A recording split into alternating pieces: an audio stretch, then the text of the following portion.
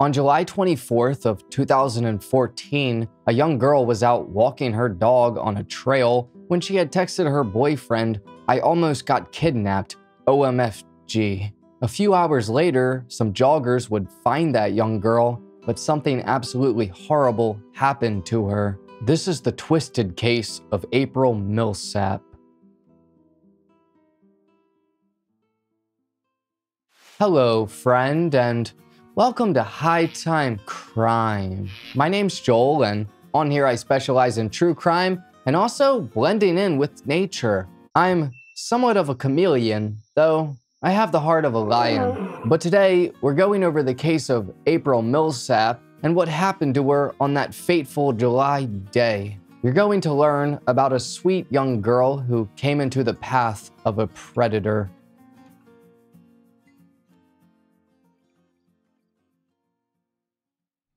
For our story, we're heading to Michigan for the first time, and specifically a county known as Macomb County. With a population of around 877,000 people as of 2021, it's the third most populous county in the state. Founded on January 15th of 1818, the area was named in honor of Alexander Macomb Jr., who was a veteran of the War of 1812 and a hero of the Battle of Plattsburgh, where he helped defeat enemies acting as brigadier general. And later down the line, he became the commanding general of the United States Army in 1828.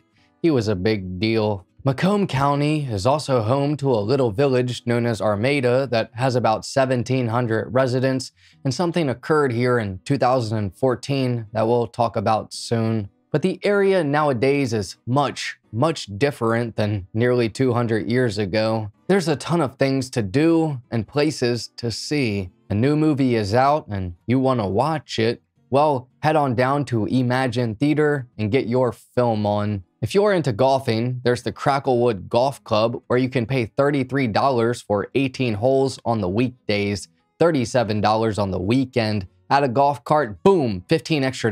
Now you're paying $52. CJ Barrymore's is an indoor and outdoor attraction that has 2 roller coasters, 3 go-kart tracks, and over 100 games in their arcade. Sounds like a ton of fun. Some people like walking and enjoying the sound of birds, so I believe the Macomb Orchard Trail would benefit you. It's a 23.5-mile long rail trail that's built on an early railroad, which actually brings us to our story today. This trail would be the location of an absolutely heinous crime.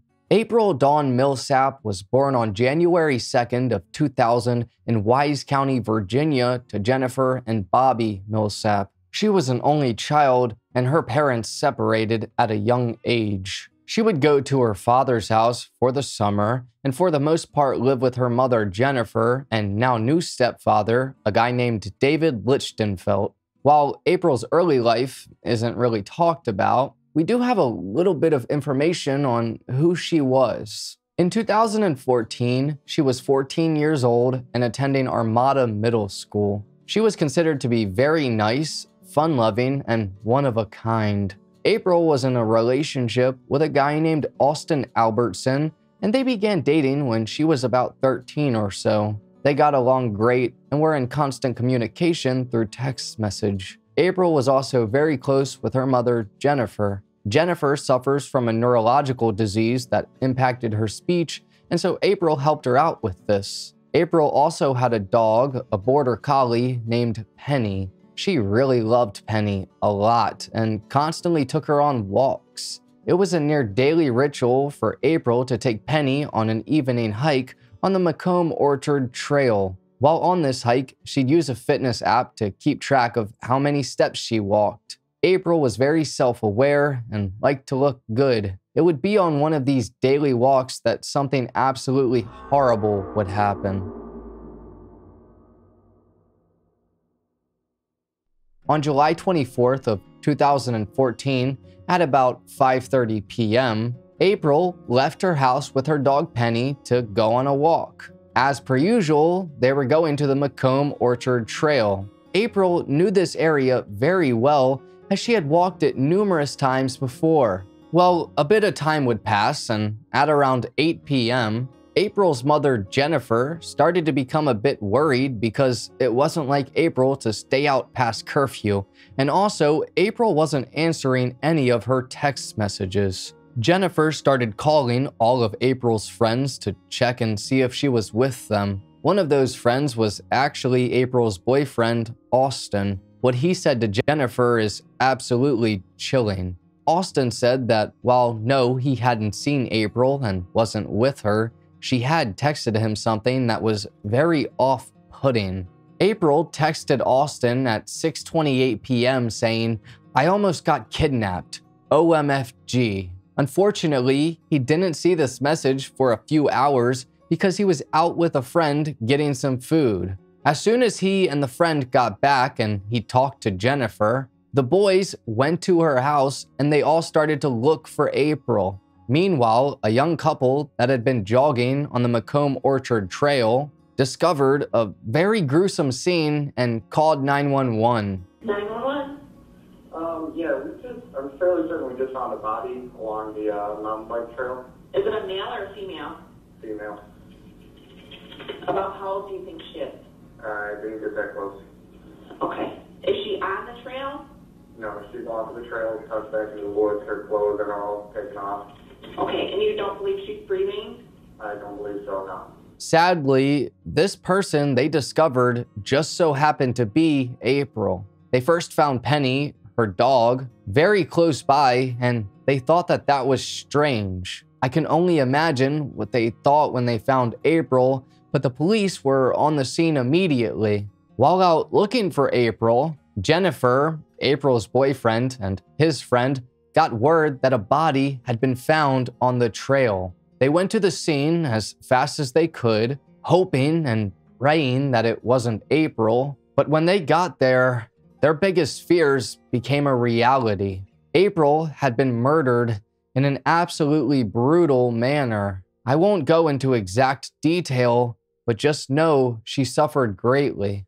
Right away, the police started their investigation, and what they would find is shocking. But they first started off by looking at those closest to April, specifically her boyfriend, Austin. Now, after dating for about a year or so, the relationship between the couple was kinda on edge. They had recently been arguing a lot and not getting along very well. Austin was scared that the police would think that he had something to do with April's murder, and so he deleted some text messages on his phone. That makes him look more suspicious, but whatever. He admitted that it didn't look right, and while talking to the investigators about April, he was very nervous and told them that the last conversation between him and April was an argument. Austin told the police that he was with a friend in another town getting McDonald's and showed them a text message that he received from April about almost being kidnapped.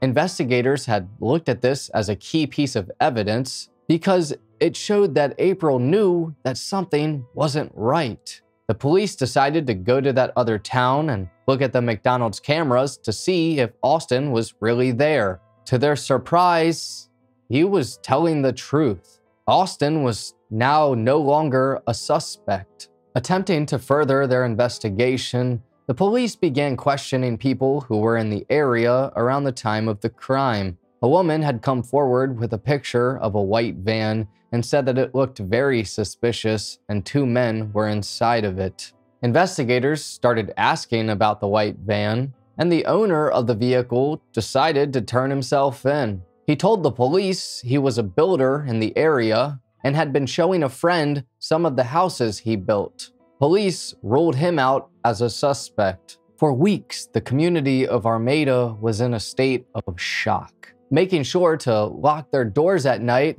and parents were not letting their children go outside. The police felt awful because they didn't really have any leads, until they did. A man and his two daughters had gone to the police station with some information about the case. The three of them were walking on the trail the same day that April was murdered. The daughters went to school with her, and so they knew what she looked like. While walking on the trail, the man and his daughters had seen April. but there was also a guy with her. This guy was on a motorcycle, but something about this interaction between them looked very off. The police asked the man and his daughters if they could give a description of this guy to create a sketch, and they did just that.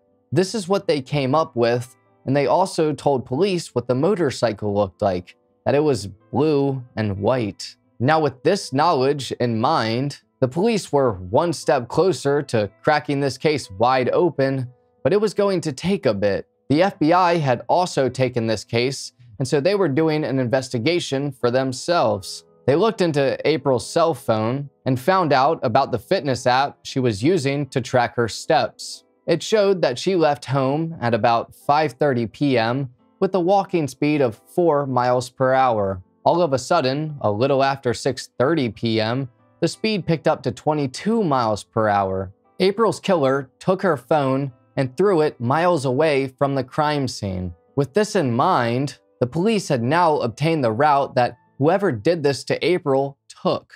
In early August of 2014, a break in the case would finally come. An officer was driving one night when he noticed a motorcycle that fit the description to a T. So the police decided to stop by this house, and they found out that living inside was a man named James VanCallis, a convicted offender, his son James VanCallis Jr., and his girlfriend Crystal Stadler. James Bernard VanCallis Sr. was convicted in 1995 of abusing a child younger than 13 and one between the ages of 13 to 16. Nasty, nasty man. His son, James Donald VanCallis Jr., wasn't any better. Born on January 2nd of 1982 to James VanCallis Sr. and Brenda Poopy, he had one brother named Donald. His brother's first name was his middle name. Weird. While a lot of his early life isn't really known about, we do know some things that really give us a good indication on who this dirtbag was. James was 32 years old, had 2 children, and was known to constantly have run-ins with the law. In 14 years, he had 4 offenses for driving with a suspended license, 2 for malicious destruction of property, larceny under $200 and $100, driving while impaired, and he also threw items at a train. At the time, he was $15,000 in debt for medical bills, and he was also accused of causing damage to a vehicle owned by a woman on August 24th of 2008. In another court case, he was ordered to stay away from this same woman. In 2005, James was sentenced to jail for breaking and entering into a building with intent. And the next year, in 2006, he was sentenced for not paying child support.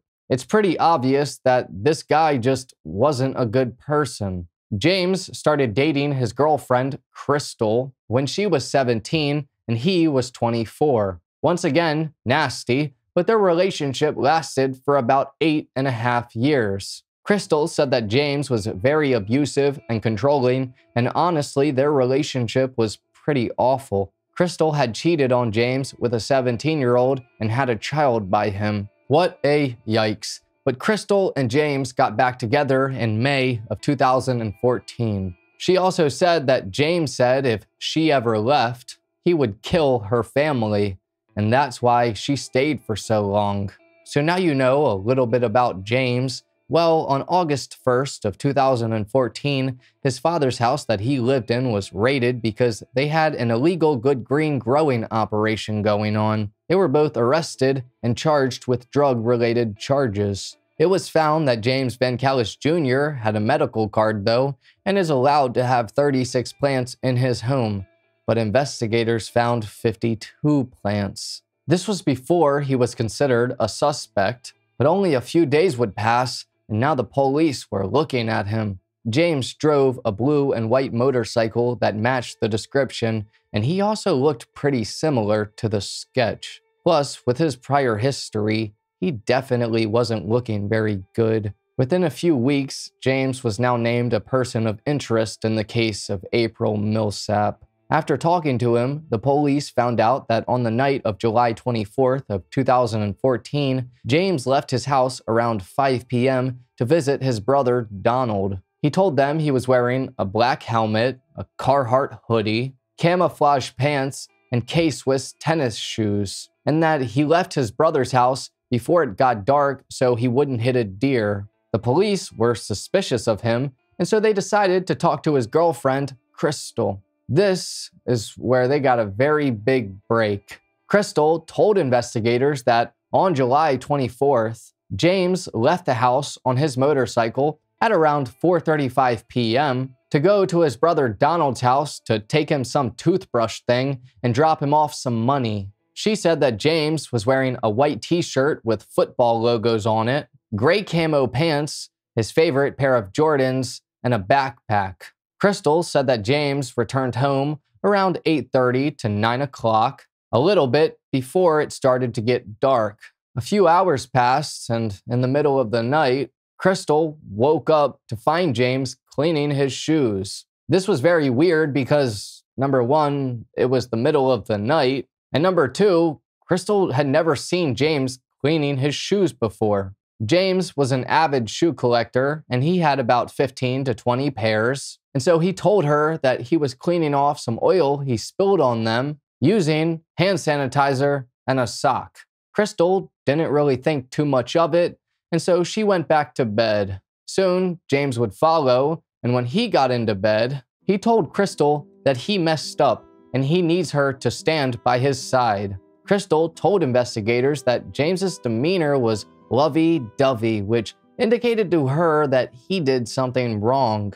A few days after this event, Crystal went to wash James's clothes and she found some hair and grass in his pocket. She put them onto a sink and never saw them again. Crystal also said that James did own a Carhartt hoodie, but once again, a few days after July 24th, the Carhartt hoodie and James's favorite pair of Jordans disappeared.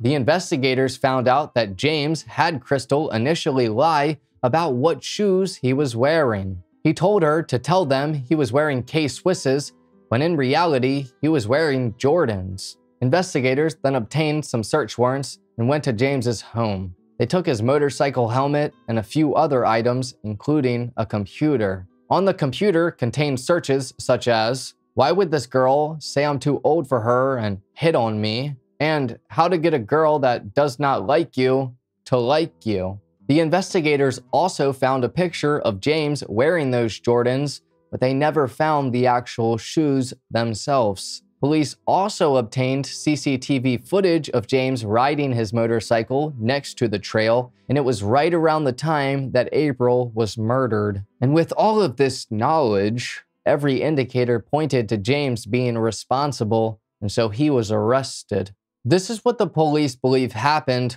on that very fateful day.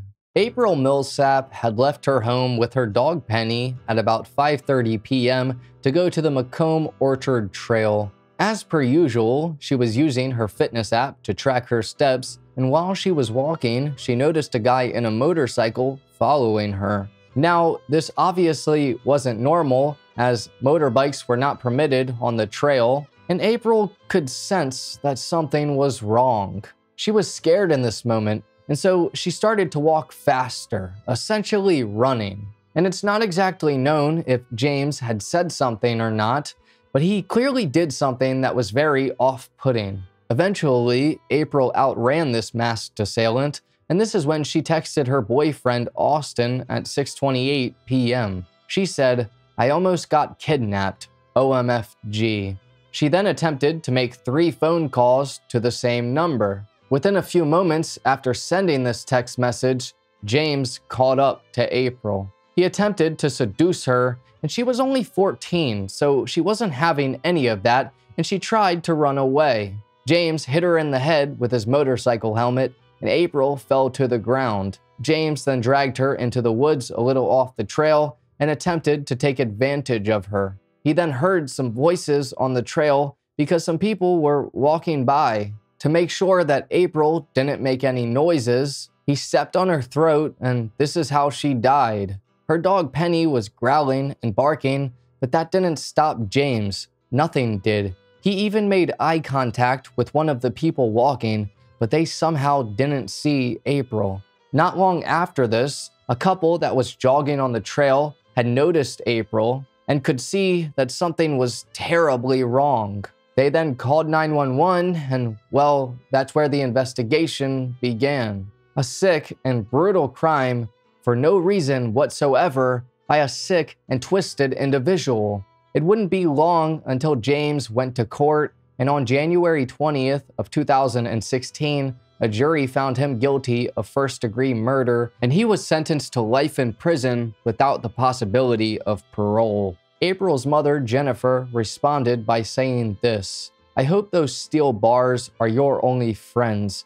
I hope when you close your eyes, you see only April over and over and over again. I hope that the inmates know exactly what you did, because I hear their punishments can be very ugly."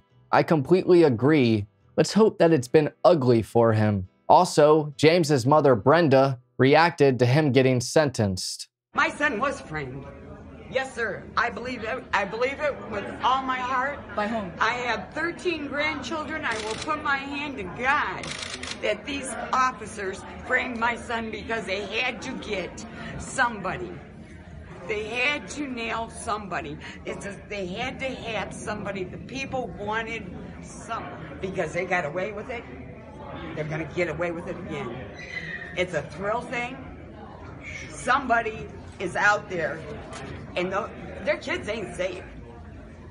I'm telling you right now, because if they can do it once, they're going to do it twice. All I can say to that is, she needs a reality check. Thankfully, James VanCallis Jr. is in jail and will never be getting out. April Dawn Millsap was a young, bright, vivacious, and ambitious girl who was ready to take on the world. It's upsetting to know that she was never afforded that opportunity, and all at the cost of what? A barely 15-minute interaction that caused the death of a young girl. April did nothing wrong. She just so happened to be in the wrong place at the wrong time because a predator was lurking. A memorial garden was made in her honor, and it's a very kind gesture. I really hope that one day her family is able to find some closure. And this is just a reminder to be safe and be aware of your surroundings. Rest in peace, April Millsap. But anyways, thank you for watching this episode of High Time Crime. If true crime is your thing, then please subscribe and hit the like button, because that's all we do. I also have a second account with my brother named Horrifying, where we tell stories about everything paranormal. This includes true crime, mysteries, and things that are just downright spooky. I'd greatly appreciate if you subscribe to that too. I hope you have a great rest of your day. Take care, friend.